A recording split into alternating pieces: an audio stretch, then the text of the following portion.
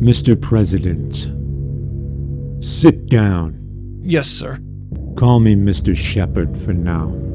Get used to keeping up appearances. Yes, Mr. Shepard. Everything I'm about to tell you is going to seem very strange. Yet, consider the source. You know what I say is true. Yes, I know. Then listen carefully. Your real education begins right now. Because you live during a time of abundance, the general populace has not been a major concern for you. You've had it pretty good. Well, that's about to change. Historically, the elites had to concern themselves with how to keep the people satiated. The people don't even have to be happy, really. As long as they have just enough to lose, they won't fight you. They won't risk it. If you go too far, however, if you get too greedy, too fast, expect a revolution. But why not just maintain abundance for everyone rather than risk a revolution? Because revolution is eventually where we want to take them, as long as we have control over it. But that can't happen if we're hasty, so take it slow. Never leap into atrocity, ease into it. Give the people time to acclimate to audacity. What they once thought intolerable will become the new status quo. If someone dares to complain, turn their own narrative against them and declare that they are the one who is being outrageous and even treasonous.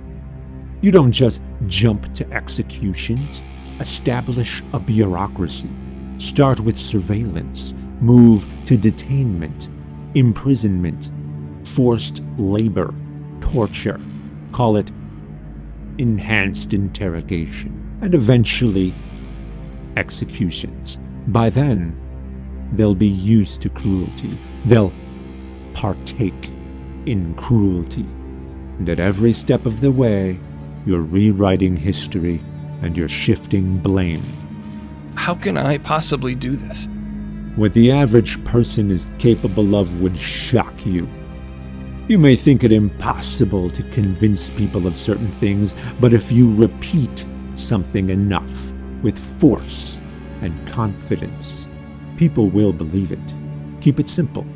We will create such an imbalance of power that it will become unsustainable. Make no mistake. So eventually some people will have nothing left to lose, and you will not be able to forestall revolution any longer. But worry not. If you do it right, the elite will still be safe, because throughout every stage of our accumulation of power, there will also be a scapegoat. Oh, we don't want to do these things to you. We don't want to have to put cameras everywhere. We don't want to censor you or monitor your communications or put up checkpoints or frisk you or demand your papers. But you see, we must do it because of those people. Who? It doesn't matter who. Pick them and make them the enemy. Make it socially acceptable to openly hate them. Fear is a tool. Use it. We will be the protectors, the savior. You see, they will be the reason we need to be harsh, with the promise that once they are defeated and we have total control, everything will finally go back to the good old days. But we're living in the good old days right now. Things have never been better. People don't know that. They take everything for granted. Invent an existential crisis. Constantly reiterate how concerned everyone should be about it. Find your scapegoat and blame them constantly. First, you divide the people, and then you tell them how much those other people cost them and owe them. Pick some groups and make it okay to hurt them by leading through example. Single them out. Concentrate on them. Dehumanize them. When people see their leaders mistreating them, it will become acceptable, and others will follow suit. As long as it's just them and not everyone else, people will find safety in being against them. The more a person openly hates them, the more loyal that person will appear, and that person will find sanctuary in that loyalty. Standing up for the hated groups will carry great risks. Their defenders will be traitors. They will become part of the hated group, pariahs, and thus also okay to mistreat. Moralize the violence. Make it a necessity. If you do not hurt and kill the guilty, then the guilty will hurt and kill the innocent. So through pain and violence, you're actually doing a good thing. But people won't actually do this on my say-so, will they? It's not you, it's the law. If you obey the law, you're good.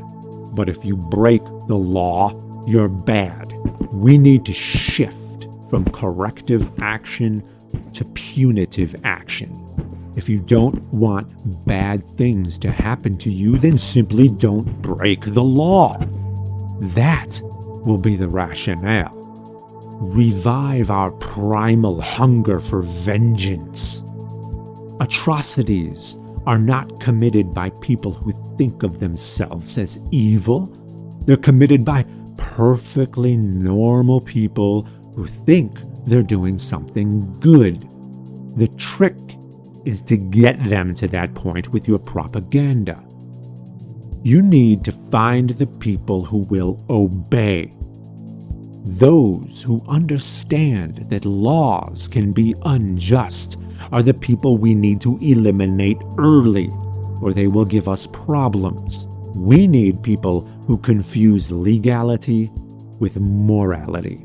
The people who respect the law so much that they follow it blindly, completely without discretion or compassion, will happily commit your atrocities, and they'll do it with a clean conscience for the rest of their days. They need only some dehumanization and acclimation to cruelty through gradual escalation.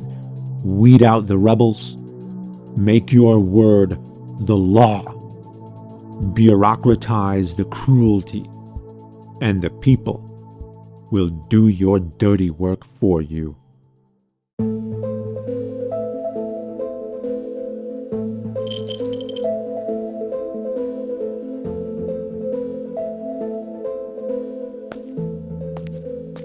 Excuse me, Mr. President. Yes, come on in. You have that meeting with Mr. Shepard soon, and I was just making sure... Right. What time was he supposed to be here? No, sir. You're supposed to go see him, remember? Oh, Shepard. Now I remember. Some sort of investor, right? Look, Lily, I'm awfully busy, and I'm sure the Shepard fellow understands that the president of the Global Federation can't just snap to it. Do you trust me? Of course I do, Lily. You know I do, with my life. Then we need to go see Mr. Shepard. It's a matter of global security. What's going on?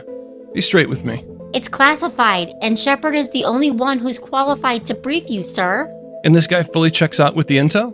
Yes, sir, of course. You know I wouldn't be here otherwise. Alrighty then. Have my transport ready. Yes, sir. Already is.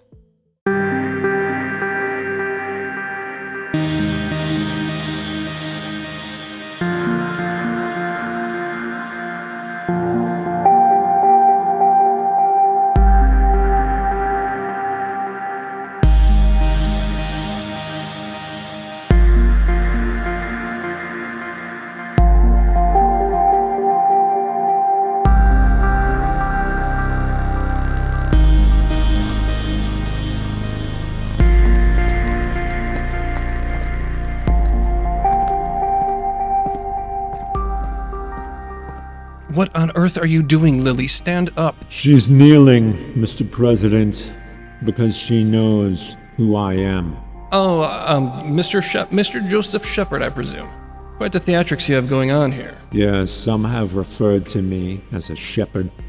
You may refer to me as the Lord. What exactly are you Lord of? Everything.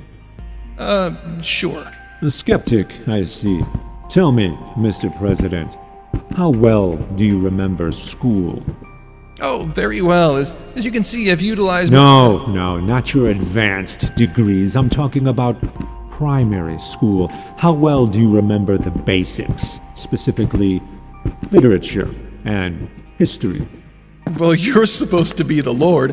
Why don't you tell me? You remember as well as anyone your age, but I find it useful to go through the motions of human communication, not for my understanding, but for yours.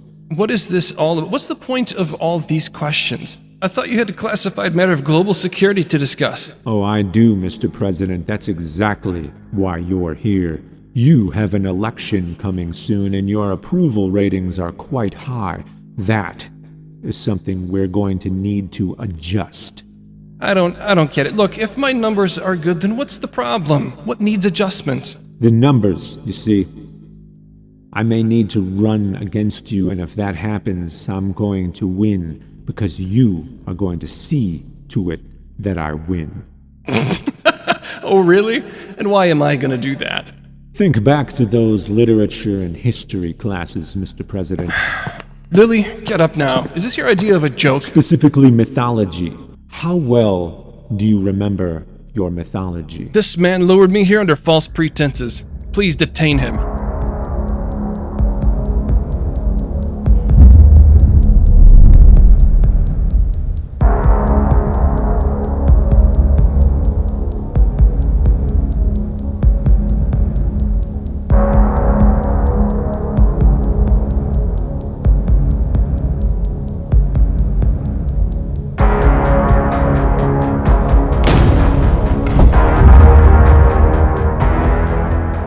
Like gnats. How the hell did you do that? What do you want with me? I've been trying to tell you all this time. If you just relax and answer my questions, all will be clear much sooner than if you resist. Your mythology studies. Start talking. Now. Demigods, Achilles, Dionysus, Orion, prophets, Moses, Jesus, Muhammad, Smith, gods, Zeus, Poseidon, Vishnu, Buddha, Yahweh, Zodash, H406. Now we're finally getting acquainted. You're being serious? You're telling me you're a god? You know what they don't teach in history classes anymore? Long ago, for quite some time, people tried to get a certain holy book to be taught in public schools, specifically the Testaments, the Bible. The irony is that they could have easily gotten the Bible taught in public schools if they only stopped treating it like a religion first. Because when it was finally taught in the classroom, it was when it was categorized alongside the other classical mythologies, gods that are now nothing more than stories. But at one point, they were believed in quite passionately. What is taught as fiction today was once taught in earnest as fact.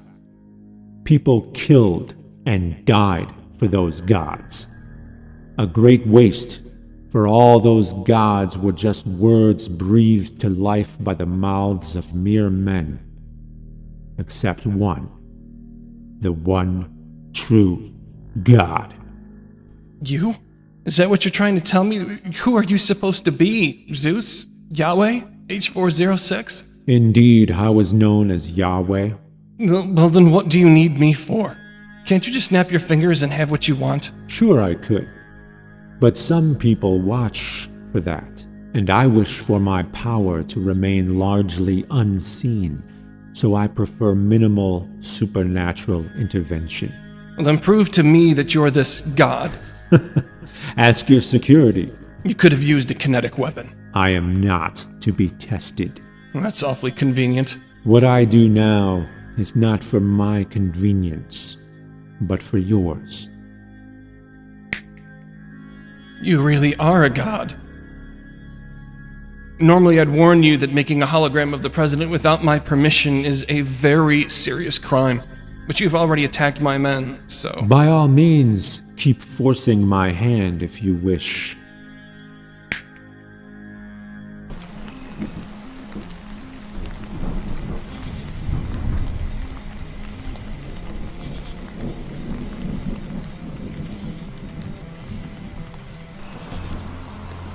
What's going on here? Where are we? You and only you know where we are. See? There you are, running. I exist beyond time, so I took you with me to see yourself 50 years ago. I know you remember this well. You sneaked out of the house in the middle of the night to see the lightning that flashed in the distance. You got lost in the woods. Alone and scared, you cried and ran for hours. When you finally found your home, everyone was still asleep, and you didn't want to get in trouble, so you told nobody, and nobody ever knew. This was a memory between only you and God Himself. You feel the panic you felt then, lost in the dark woods. Well, you were lost, but now you are found. You really are a god. Just as you told yourself, remember? Normally I'd warn you that making a hologram of the president without my permission... It wasn't a hologram. It was me all along. It was you, from the future. As clearly as I saw you then, as you saw yourself now. You will respect my wishes. But why would you need to be president? To save the lives of billions of people. And that's something I can't do? In this case, at this time, sadly, no. I must personally intervene. I understand that this is a lot to take in. I will give you some time to contemplate this. You may go now. But... Go. I will meet with you again in a week to let you know what must be done. My men. I'll take care of them. Now go. Yes, Lord.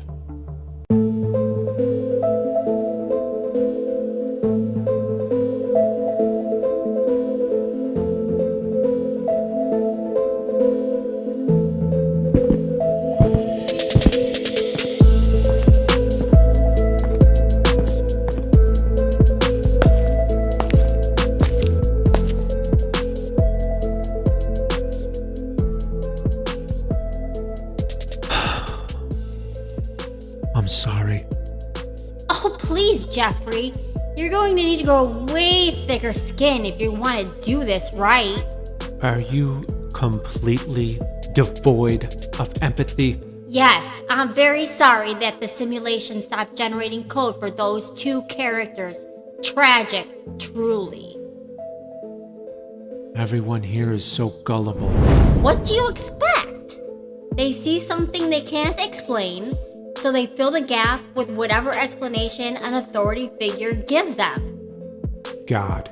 That's the history of this crappy little simulation, isn't it? People don't understand how something works, so they claim it's God, and everyone believes it until the problem is solved and they move on to the next gap. And then they fill that gap with God. And on it goes, never learning from history, never realizing how faith has such terrible credibility. But they did eventually learn. They got away from all that, and here I am pulling them back, forcing them to regress. Because you have to, Jeffrey. It's a lie. But it's for the greater good. It's a moral lie. Think of it like lying to a Nazi and telling him that you're not hiding Jews. That lie is only moral because it's temporary until the Nazi can be defeated. The lie must be a means to an end, not the end itself. In the end, the Nazi must be defeated so that the lie is unnecessary. Our lie is a means to an end, Jeffrey.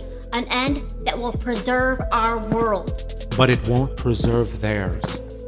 They'll never know the truth, and the lie will take them to a place far worse than they've ever known. So be it. You know it still needs to be done, don't you? Yeah, I know. Good.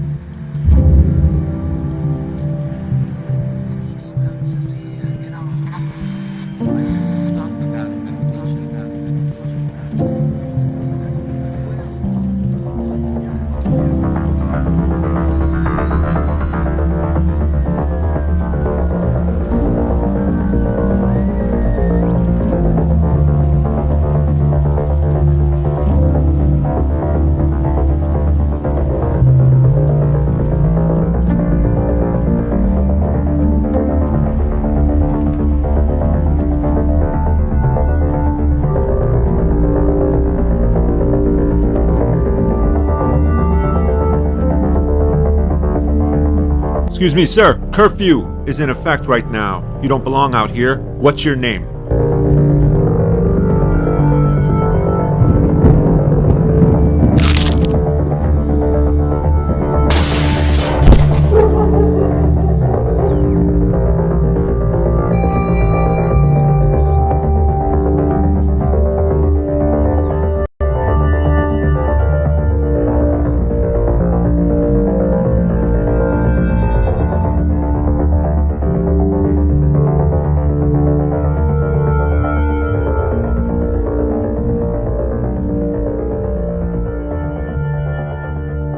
Why shouldn't I kill you right now? Because you need me. Are you familiar with what the Bible says about psychics? Fortune tellers? Yes. They are to be put to death. I detest them. Tell a person's future, and you're a fortune teller to be detested and killed. Tell God's future, and you're a prophet to be revered. Are we to be godly or not? I'm not a fortune teller. Well, you've made quite a name for yourself making predictions, all of which have come true. Because I am astute, not because I am psychic. You said I need you, like you know me. You don't even seem surprised to see me. Were you expecting me? Shouldn't you, of all people, know? I guess I should. But I'm actually the one who's not what people think I am. And what are you? What do you think I am? God. And what makes you think that? Yahweh. You came to me for the same reason everyone else comes to me. I know things. So you don't find it odd that there's something you know that God does not? No. Why? You said it yourself. You aren't what people think you are. There's much you don't know about this world, even though you created it. The ancient texts depict you as knowledgeable, but they were written by people every bit as flawed as yourself. You are being tested, Yahweh. And it's a test you desperately want to pass. So you figured out what this world is? I have. The only two people to know of the real world were Lucy and Jeffrey. Yet for several lifetimes now, Lucy was still in hell, and Jeffrey was still in prison. So how could this woman possibly have figured out that the world is a simulation designed to test me? How? How? Do you want my advice or not? Is that not the real reason that you came here? It is. Then you have to pay my fee. How about I don't kill you with the snap of my fingers? Because that's not in your best interest, Yahweh. What fee?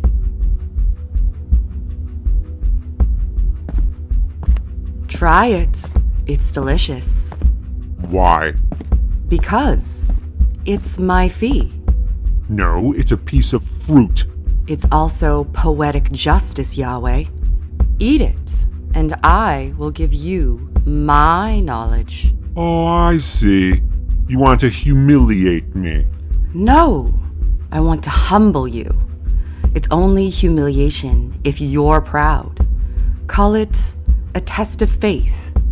I'm interested to know where your loyalties truly lie. Putting your pride aside will go a long way in gaining my confidence. So, will you partake, or will you not?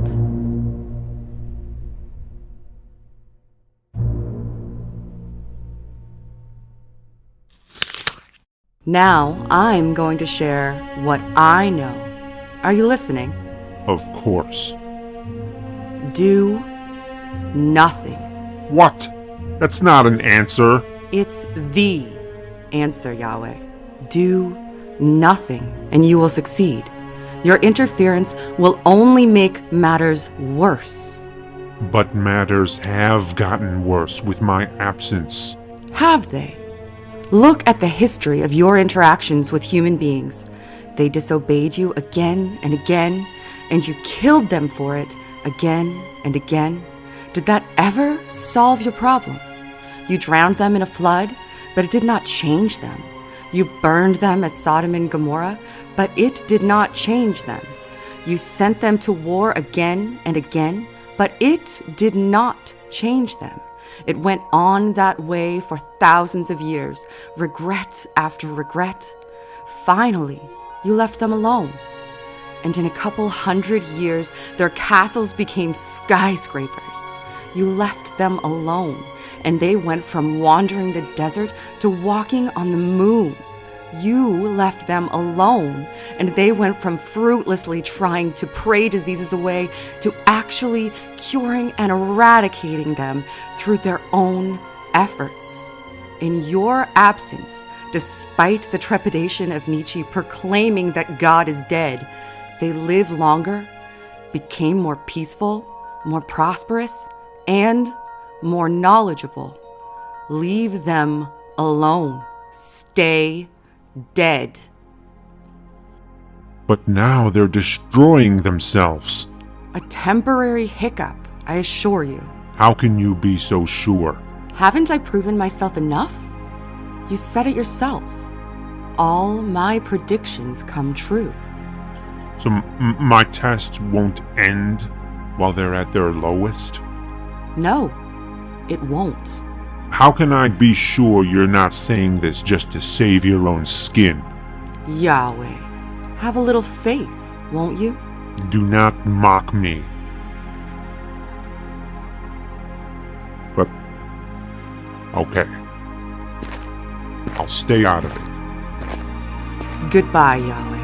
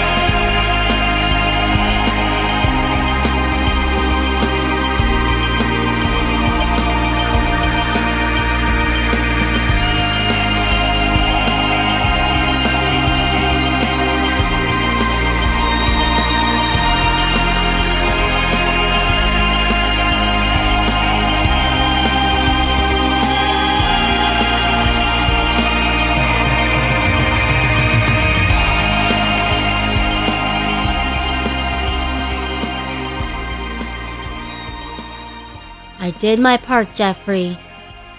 Now you do yours. It's not my part, Lucy. It's Yahweh's. What do you mean? I'm bringing back the old Yahweh. If he fails this test, it's not going to be because we lied, but because of his original attitude toward it, back when he was still unaware that it was a test. The world is going to play by the old rules. His rules. So we destroy society, force them to live in constant fear. And then hand them the solution. The ancient texts from which the people first arose. Strip the credit of their past success from them and give it to the religion. Credit the religion with everything that is good, and those who resist it with everything bad. Once they put their faith in an authoritarian religious mindset, they'll be spinning their tires until the test ends. And if you did your job, Yahweh will stand idly by and let it happen. Hell, he may even enjoy having people worship him again. Earth will be what it truly would be had neither of us ever intervened. Your little prank will never be discovered, and my attempt to deal with it will remain hidden. Yahweh will fail his test. And then we can all get on with our lives, as if this nightmare never happened. Why do I have a feeling it won't be that simple? Because it never is. So stay sharp. I also have the feeling that you're still not okay with destroying Earth's people. Don't worry about it. They're just AI, like you said. Jeffrey. Yeah. Do you feel your copy still sitting in prison? Of course. It's like I'm there, sitting in that cell right now. But it's not as bad as before, because it's also like he's here, like I'm here, experiencing freedom. I feel my copy in hell. I'm sorry. It's like you say. It's not as bad when I'm also here with you. Again and again, the heretics, degenerates, and traitors have brought us to the brink of destruction. No more! They indoctrinate our youth to reject the scientific fact that tells us they are inferior. They indoctrinate our youth to reject the holy truth that tells us they are damned. That which leads you to destruction is not freedom. Therefore, freedom to practice false religions is not freedom of religion. Freedom to blasphemy or idolatrize is not freedom of speech or expression. For how can that which oppresses our very souls be called freedom?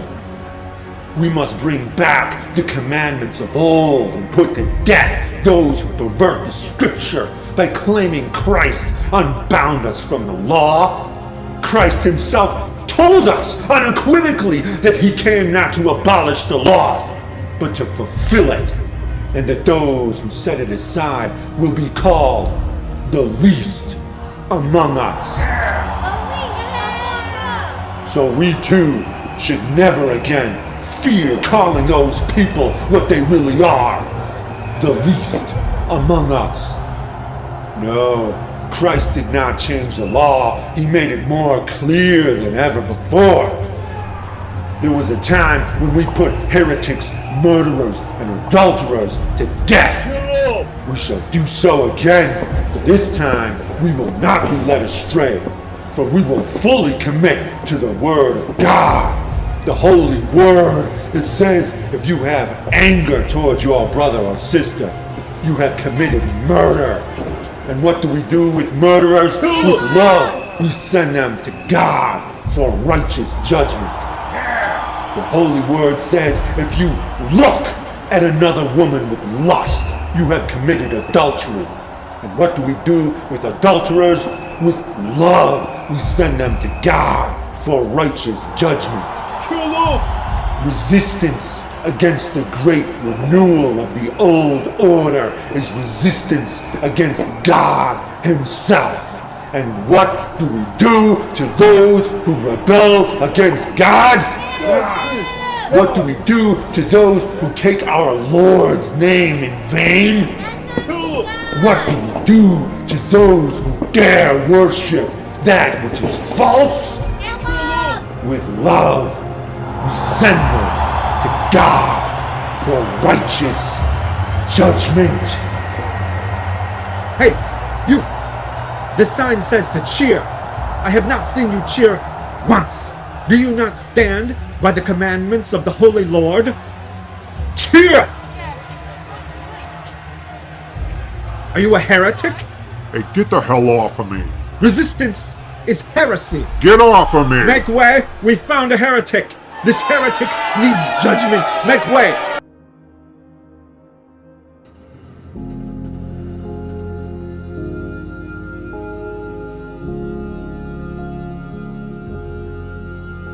And I just really wish that there was somebody other than me that was talking about it, because it is so prevalent. And there's so many people who buy into it, and it is so damaging. People talk about religious damage, and they talk about it retroactively. They speak about it as though it's not something that's occurring now, or ubiquitously. And here's a very clear example of somebody who's monetized the ability to harm susceptible people, utilizing a religious agenda that forces them to conform to an unattainable standard in order to believe that they can achieve happiness. And that's what we all strive for and need help with. And the most susceptible amongst us are those who need mental health assistance, and they're being explicitly exploited in this scenario. They're the most susceptible amongst us, and the least likely to have advocates talking for them. Why aren't more people screaming?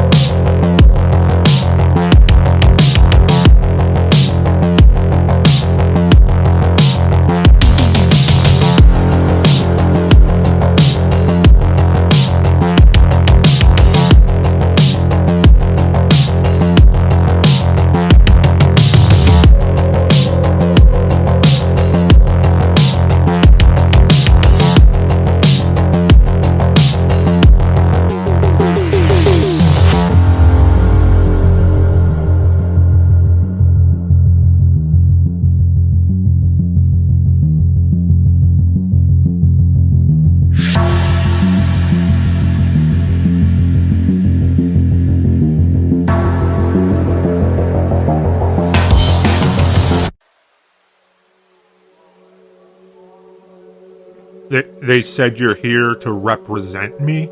That's right. They appointed you? No, Well, I don't have a lawyer. not so. You've always had apologists to defend you, Yahweh. You know who I am? Yes? I mean, you know who I really am? The true nature of my existence? Yes. And I am honored to defend you. How do you know? We have a mutual friend.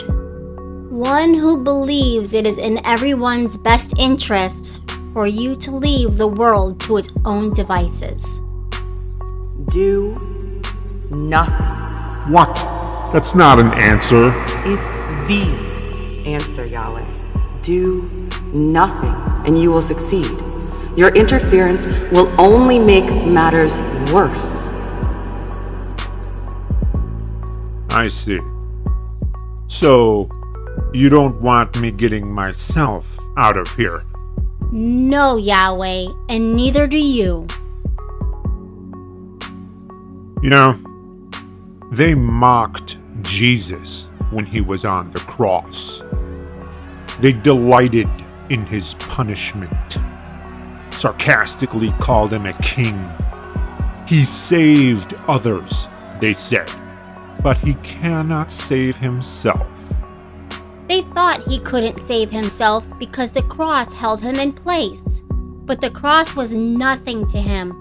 Of course he had the power to step off that cross. The reason he couldn't save himself was because it was his moral duty to not save himself. Yes, he could not save himself. So the mockers were right, but for the wrong reason. So, you know what must be done. Heresy is a serious charge. Since you won't be getting yourself out of here, it is my duty to get you out as soon as possible. The best way to do that is to sign a plea deal. Confess your guilt in exchange for leniency. Do your time and be on your way. How can God be guilty of heresy? They don't know who you really are. By punishing you, they think they're defending God. People convince themselves that they know the mind of God all the time, and then they confuse their own thoughts with mine to justify their bullshit. I wish to plead not guilty. You were on camera. There is no way I can win this case. I'm not guilty. How can I be? End of discussion.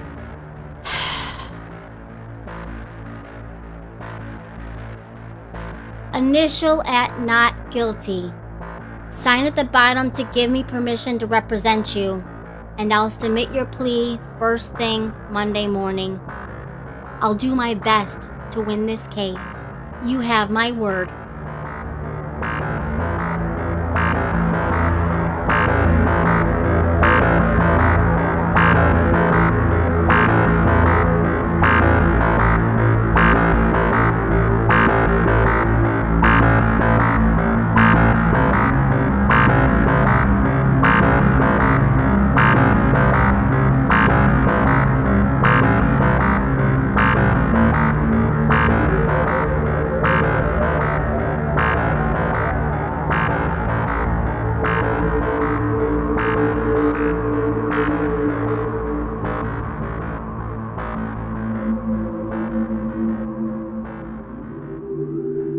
This is not justice.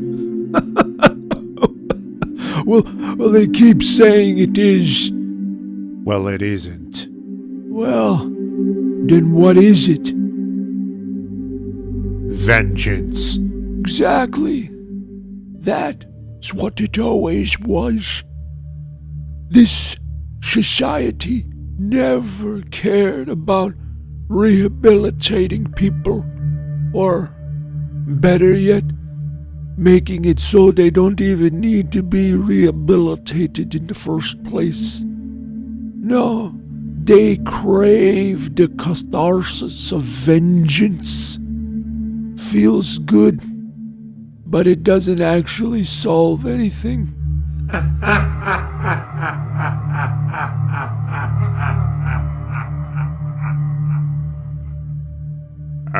Are you saying punishment doesn't work? No, it doesn't. It gives the illusion that it works for a while because it elicits a temporary compliance through fear, but not genuine desire to be better. Punishment, you see, is predicated on fear. But loyalty born of fear will stab you in the back the moment someone can offer more fear. You see, fear is fickle. Love is true loyalty. People will both kill and die for love, but not for fear. For fear, they will only kill They will never sacrifice themselves for it because fear is self-preservation. Oh yeah?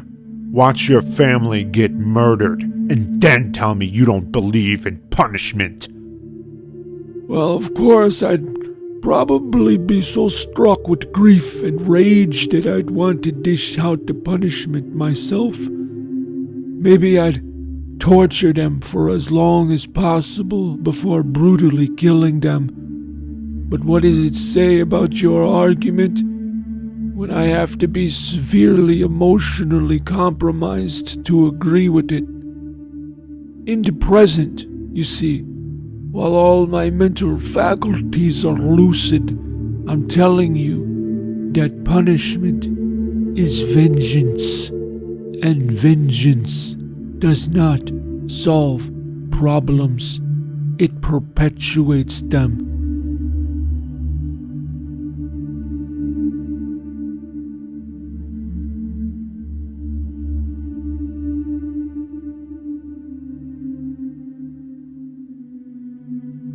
If this kind of punishment doesn't work, then why do they do it?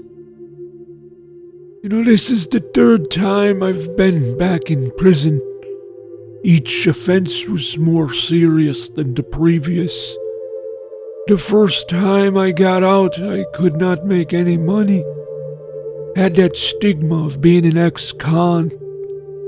I made a lot of connections in here, so I had options, but they were all illegal. You think they don't know what they're doing? If they were trying to end crime, sending people off to the goddamn criminal college and then preventing them from finding honest work is just about the worst way to do it. But you know what? I bet it feels real good to throw someone in here. A culture of vengeance. You think they don't solve the problem on purpose? They know how to stop it. Education, opportunity, prosperity. There's clear-cut examples that show how to actually eliminate crime. So, what's the logical reason they don't take those clear-cut, uncontroversial steps?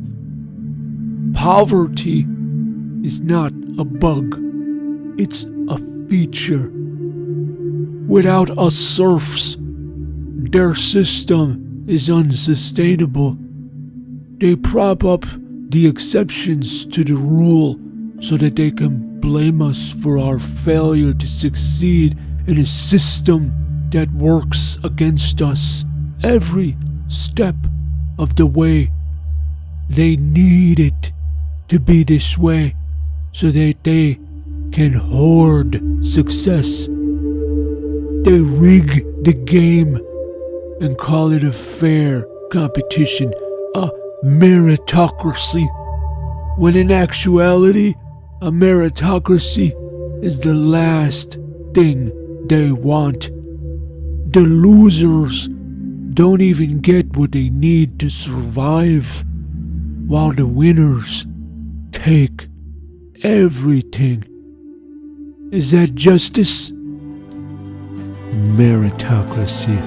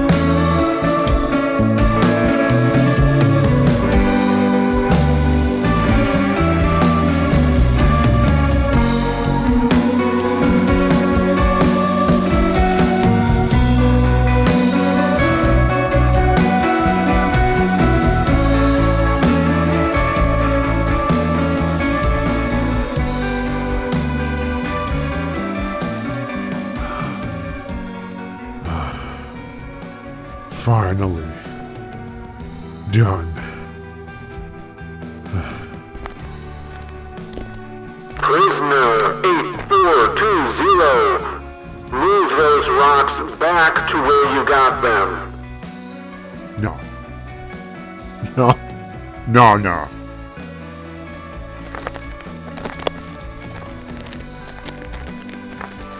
No. No, no, no, no. To hell with this. I am the Lord, your God.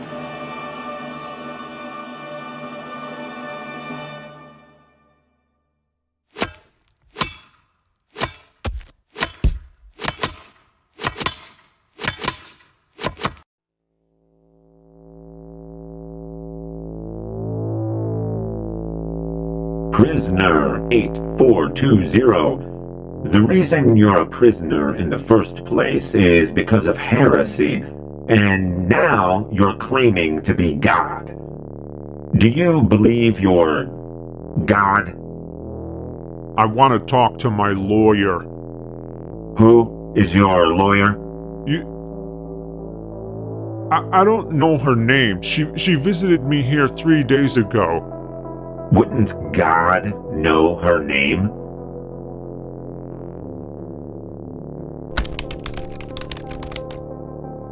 There's no record of anyone ever visiting you. What?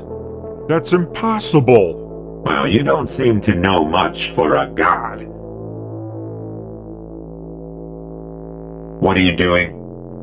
Trying to immolate you. It, does not appear to be working.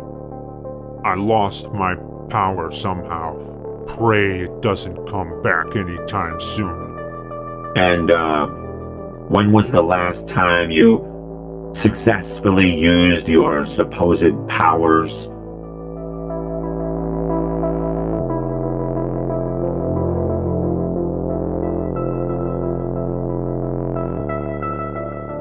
Right before I got into this prison. Huh.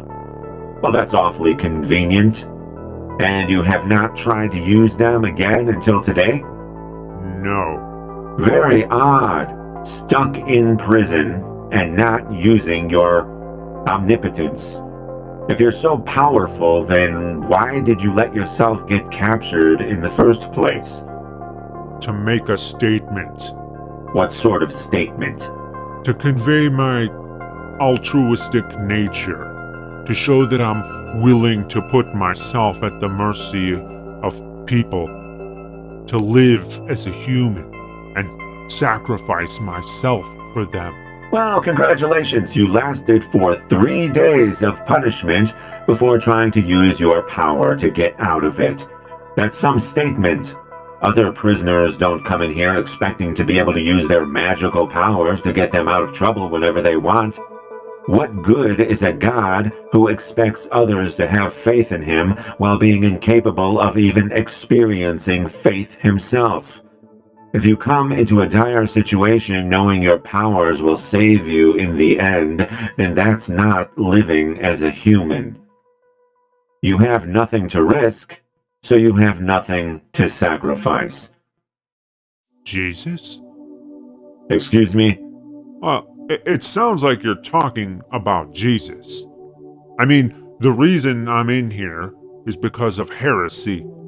But your own statements sound awfully heretical, Warden. Prisoner 8420, I am charging you with another count of heresy, and I'm adding a count of misconduct for disobeying a guard. So, how long am I going to be in here? Well, life, obviously.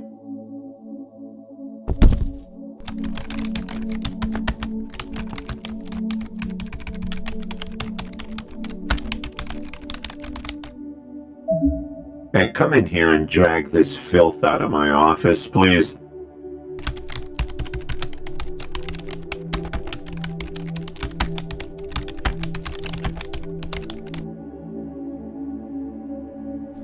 He needed their permission to delete them? He needed their permission to gain control of their data. The Bible was essentially an end-user license agreement. It's ironically Faustian. There are viruses that won't install on your computer until you give them permission first. That was Yahweh's predicament. There were even people who studied the Bible line for line, and they still accepted Yahweh's offer, knowing nothing about heaven, but merely being sold on the word of the salesman alone. They just wanted to play the game. So they gave Yahweh permission. They clicked accept.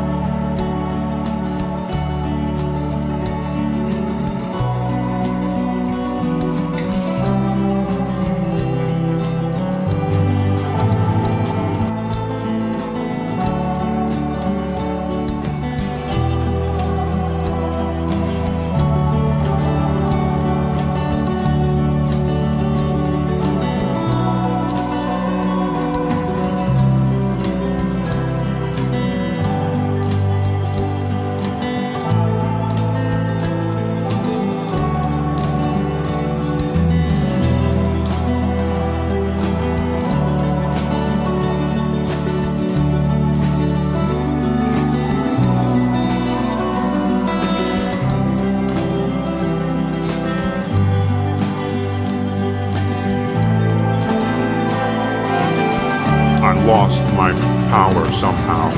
Pray it doesn't pump back anytime soon.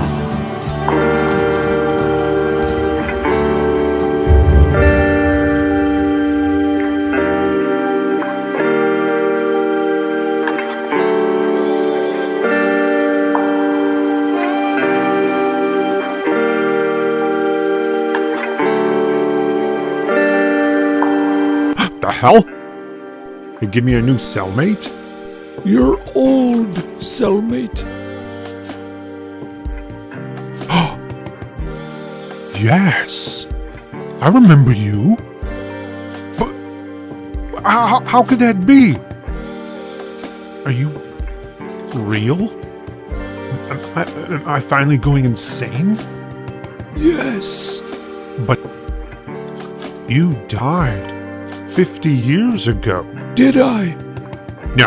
No, this can't be it. I must be dreaming. No, I assure you're wide awake. How are you here?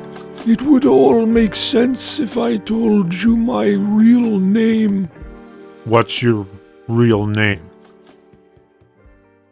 Jeffrey.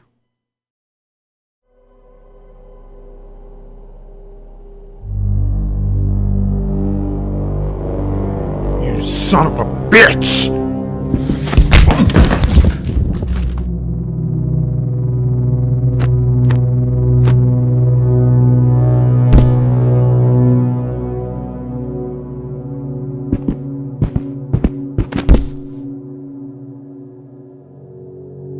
That kind of behavior isn't doing you any favors.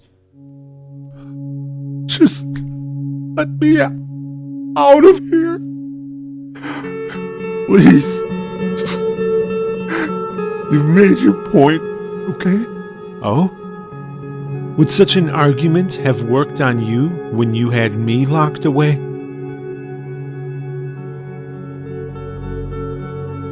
No.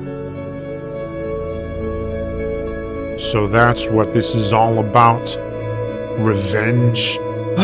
No! Of course not! Why are you so difficult to teach? Don't you remember a thing I told you? Yes. You told me that vengeance is foolishness. That this whole justice system is based on petty, bloodthirsty revenge, and then you yourself subjected me to it, you goddamn hypocrite. Not to get back at you, but to teach you. You didn't accept my words. So you had to be shown with actions. The choice was yours. Just let me out! I promise I won't harm your precious Earth people. They're your people, Yahweh. Of course, I know that. All the more reason to leave them alone. You won't harm them? No, of course not. You have my word. Or do you want me to harm them? If I did that, I'd fail my test. Is that what you're up to? No. No, it can't be. You think they're all real. You love them. You've done nothing but try to protect them from me all these years. You wouldn't want me to destroy them just so that I'd fail a test. Would you? No. No, I would not. Then again, you can't just keep me locked away indefinitely, because then the test would be null and void. You'd probably get in some serious trouble. True. Then it appears we're at an impasse. No, not really. Oh? So what's the solution then? Not every solution can be perfect. The truth is, this is a weight I no longer want on my shoulders. Should humanity live? Should humanity die? Should you pass the test? Should you fail it? I'm weary of being involved with this, and I'm prepared to put the decision in your hands. So, you're going to let me out of here? No. But I will give you back your powers. Then, whether you stay or go will be entirely up to you. Like I said, the decision will be yours.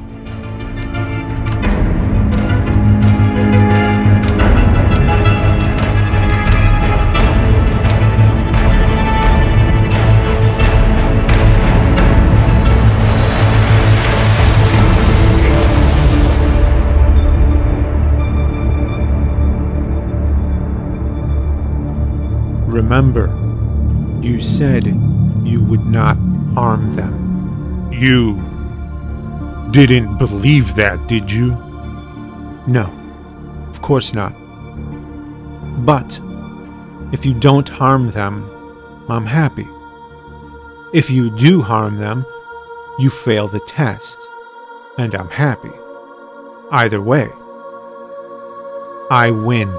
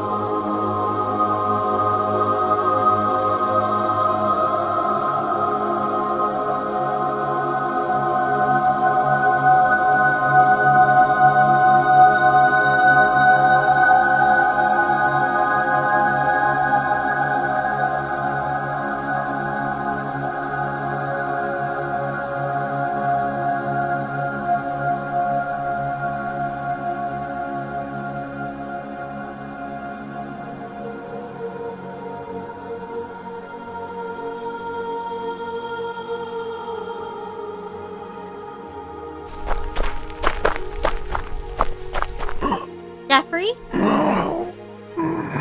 Are you okay? Yeah, I'll be fine.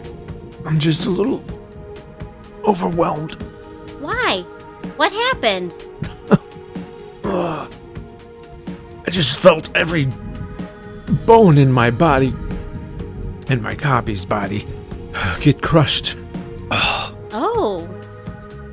Sorry. No. It's okay. The pain's going away. The copy is dead. I don't think that's exactly safe. It's too late now. Well, looks like Yahweh decided to destroy the world. Told ya. No, he won't. He'll leave a select few people, but destroy everyone else. How do you know? The Bible. He never strayed from that ultimatum. But remember the flood? He promised to never destroy humanity again. Matthew 7. In the end, the path to slavery will be narrow and few will enter, while the path to destruction will be broad, and many will take it. Path to slavery? It says path to heaven. Oh. Well, they're not taking the path as much as he's forcing them down it. Yeah, well, he doesn't seem to comprehend that. He sold the religion as one man's sacrifice for all, but knew all along that the many would be sacrificed for the few. He's an abuser, so even as he hurts them, he'll blame them for forcing him to hurt them. Jeffrey, I'm sorry. I know you cared about the earth, and I know you saw these people as real. Well, what are you so sorry about? You always wanted it to end this way, remember? Well, you know they're nothing but lines of code to me. But I'm sorry because I know they're more than that to you. No, not just to me, but to themselves. They have feelings, hopes, dreams, thoughts, sentience. They're as real as we are. Watch as they suffer and die, and the only surviving true believers are enslaved, all at the hands of a benevolent God. If you really believe that, then I have just one question. What? If you have the power to stop him, but don't, then what does that make you?